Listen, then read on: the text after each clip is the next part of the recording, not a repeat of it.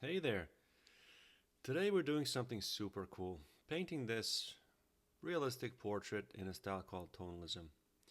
But the fun part is I'm not just using brushes or palette knives. I'll show you some awesome tricks with tools you might not expect. If you're new to my channel, love painting, or just want to try something new and exciting, stick around. I'll show you some helpful tips and tricks to make your art look amazing. Let's jump in.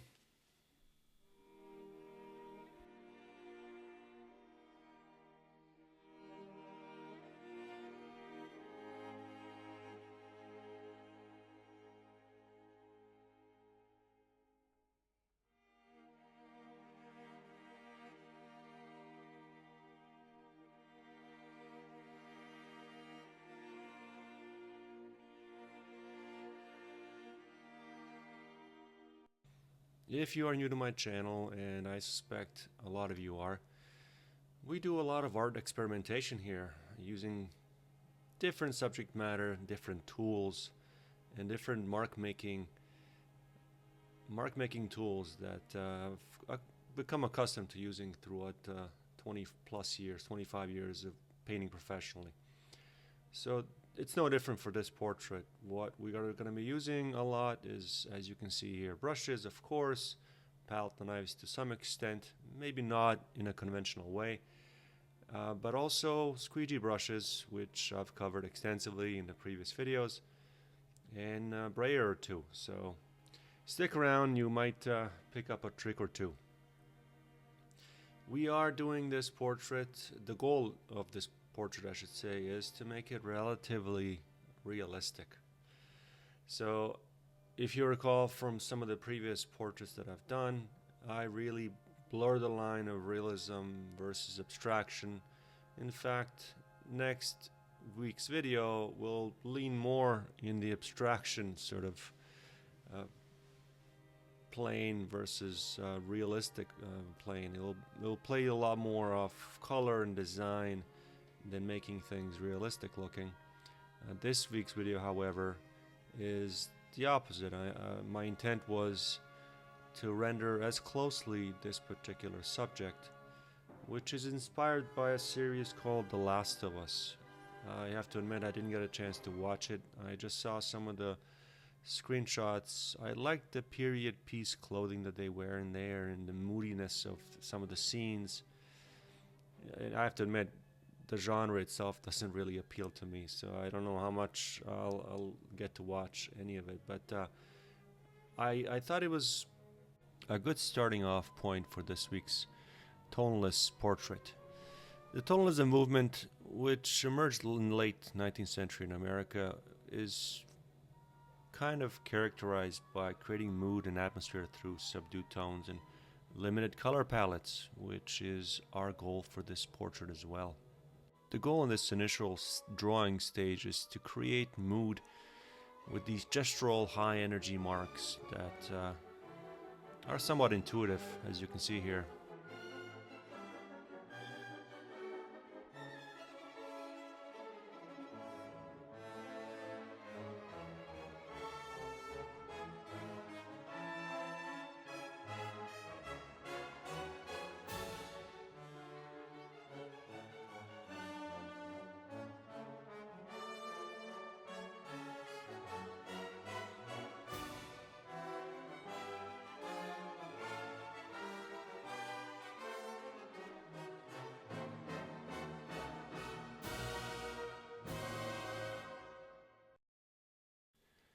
As I said, the intention initially is to create energy with these gestural strokes that are not confined to the drawing, but you want to be mindful, of course, of the drawing and the features. In this particular case, I am making this young girl as realistic as possible, so you never want to be losing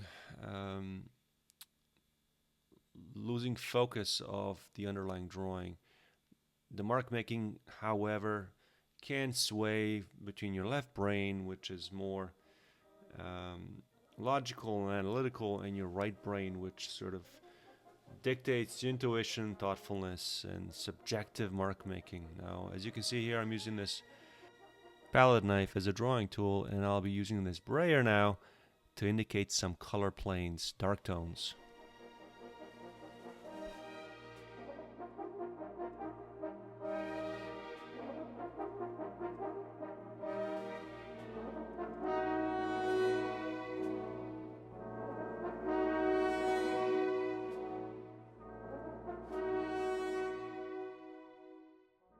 A brayer is a phenomenal tool to lay down a lot of color quickly.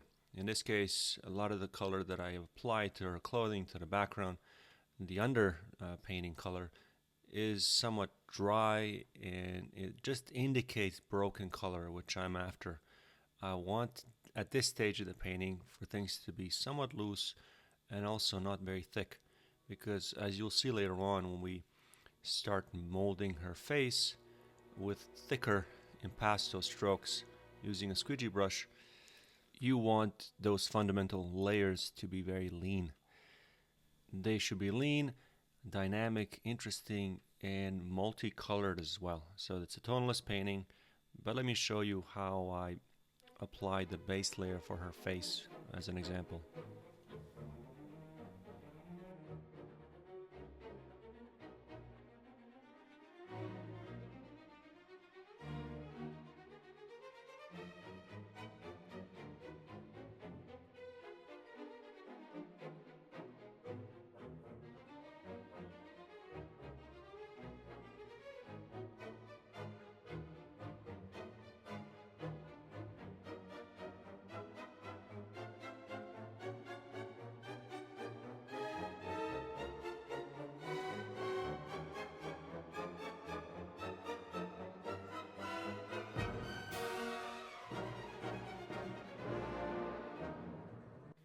What is this tool that I'm holding? Well, that is that squeegee brush I had mentioned previously.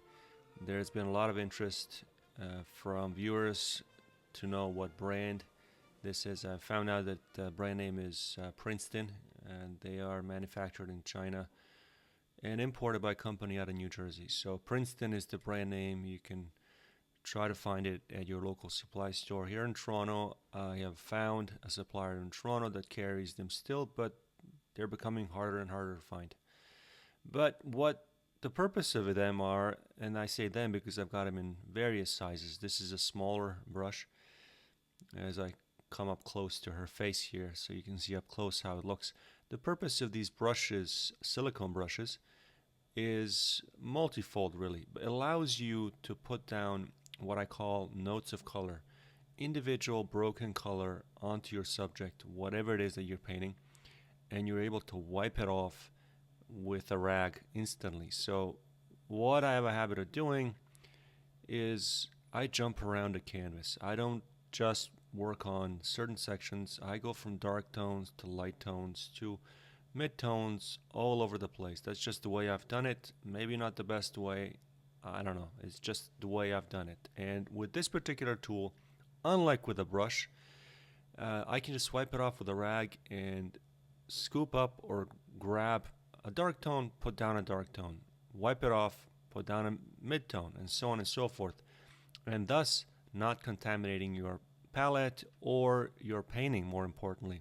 With a brush, the process is the same, but you gotta wash every time. You gotta make sure that brush is washed, cleaned, and then you can scoop up dark, light, or whatever it is that you're after. And as you can see here, up close, you can kind of see these notes of color, these individualized pieces of color that indicate form of her face. You saw earlier I did the base color kind of warm, also multicolored, with a brush, very lean, had a bit of thinner. I used Gamsol for this particular portrait as a thinner. And then I'm going over with thick paint. This is straight out of the tube, no impasto medium. Indicating lights and darks. This is somewhat of an overcast day, so I've covered this before as well. The warm light, cool shadow rules don't necessarily apply in this case. Let me show you how I use the larger version of the silicone brush gesturally to indicate form in the background.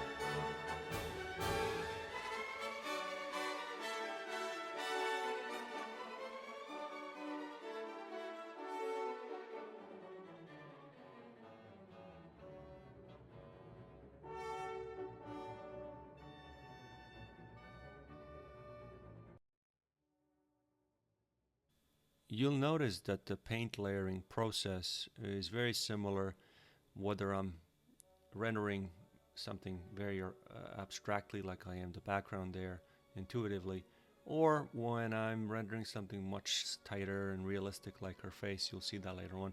It's the same process. You apply lean paint initially, following that fat over lean uh, rule. Now I'm coming in, as you see the background there, with thicker or more oily paint on top of the base layer. But it's applied somewhat horizontally. I'm not sure if you can notice that a lot of the color, underneath color, is showing through. Even with this palette knife, which is traditionally used to apply thick paint over swaths of canvas, I apply it for that purpose, but also to scratch into the paint, to add paint, to draw with a lot of the hair indications. You'll see this in the final sort of reveal, and maybe you can see it in the bottom left, the finished work. A lot of the scratch marks show through, and they indicate form and they indicate drawing. The point of these tools in this process where you put paint on, remove paint, and reapply paint is to have hopefully something that reads as organic and not formulaic in the final sort of finished work. The main goal for this week's portrait is to create a tonalist painting that is historically been categorized by having a very limited palette. Emphasis, of course, is on the mood. It's usually twilight scene. It has a transitional lighting condition. But the main goal, of course, is to create that, but with a broken color approach. So it's somewhat different. Let's in fact see how I treat broken color on her clothes there.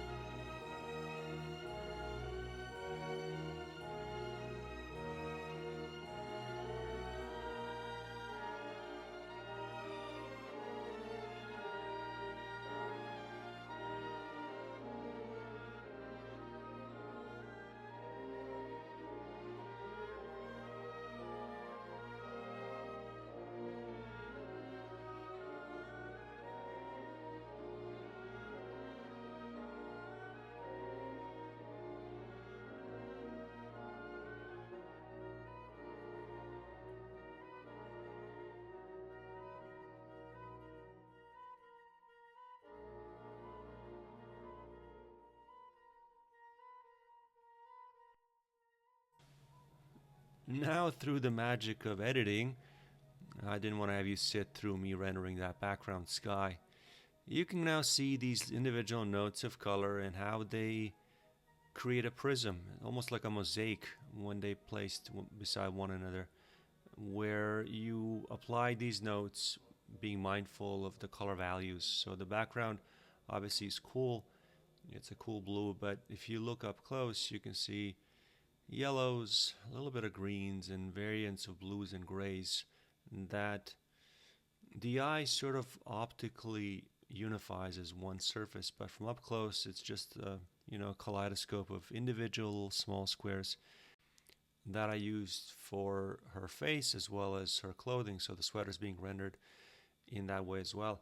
Having said that, I think the one thing that I want you to take away from this video and hopefully notice in all of my work is that there's got to be a balance in everything, basically. So even mark making, intuitive mark making, controlled mark making, these thick impasto marks should be balanced with thinner or leaner works, leaner brush marks maybe. May not have everything be done with a squeegee. Same with, in this case we have a realistic face, but everything else I've chosen not to render as realistically. That creates a certain dynamic, finished, organic, non-formulaic sort of look. That also applies to color. Now, as I said, this whole thing reads as tonalist or monotone, even though there's many different tones of color that I've chosen to put in. Next week's video will definitely push the boundaries of color and what it can do. So in this case, everything is tonalist. I could have added like a punch color but it wasn't the intention of this portrait. Let's see up close what these marks look like.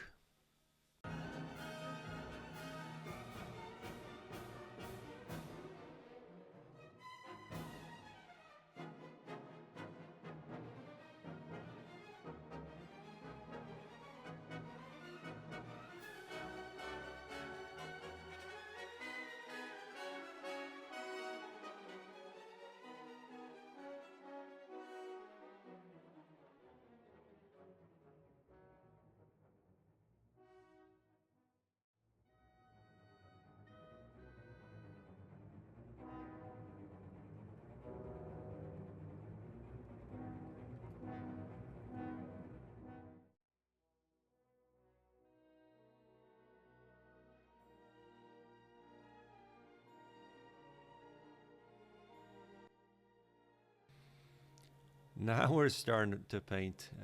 This is day 2 actually of this particular work, and you can see that I did much work on her face to render her much more realistically, and I've also done some work on her sweater. Now I've also chosen to show you my palette, which on the previous day was to the right of me. I've chosen for this particular session to have it right beside the painting, so you see just some of the mixing that I do that is done very much intuitively.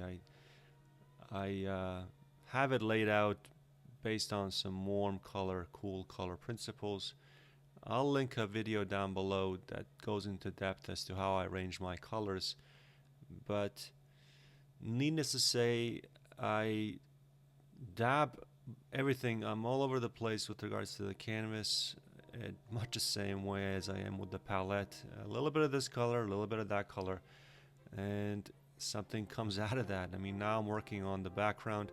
I'm not happy with the values as the sky sort of fades down into the horizon. It's a little too cool, and it's a little too dark for me. So now I'm just sort of shifting the color of the background slightly. It's still very wet. I'm able to sort of change the tone. I'm molding essentially that sky.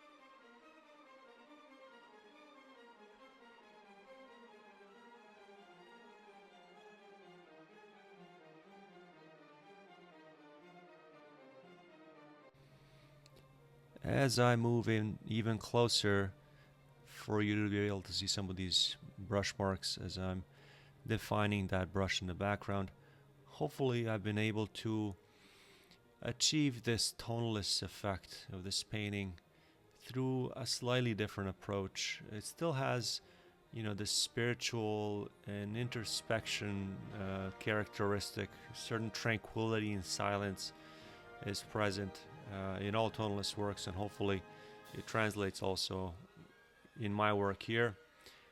And of course, has a human connection to nature. That's one of the legacies that they left. I like those themes, and they have a tendency to show their face regularly in my work. So I'm sure with this week's portrait and the specifics of tonalism and approach to tonalist painting, and actually all of my work really, there's bound to be a lot of questions. I try to cover a lot of information in these somewhat short videos. So if you've got questions, please, you know, comment down below. I have a tendency to answer all of the comments. With these initial videos in my YouTube journey, I've tried to lay down the foundation of strong work from drawing, foundation, design, color, and edges. Next week's video, we are gonna showcase my full painting process, incorporating those principles of pushing the boundaries of design, color, edges, and drawing. And I'll also try to address issues about finding your own art style. Thank you very much for watching. Let's see how this portrait came out.